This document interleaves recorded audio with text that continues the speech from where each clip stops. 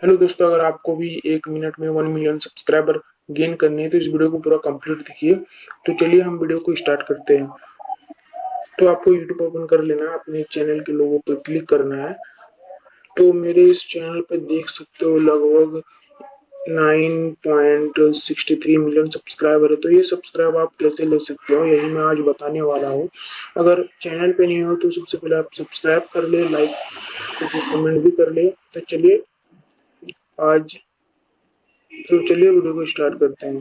तो आपको पेंसिल वाला आइकन पे आपको क्लिक कर लेना है और डिस्क्रिप्शन वाले ऑप्शन में जाने के बाद यहाँ पर आपको कुछ भी आप लिख सकते हो, जैसे 2.70 मिलियन सब्सक्राइबर। तो ओके ओके आपको कर देना है।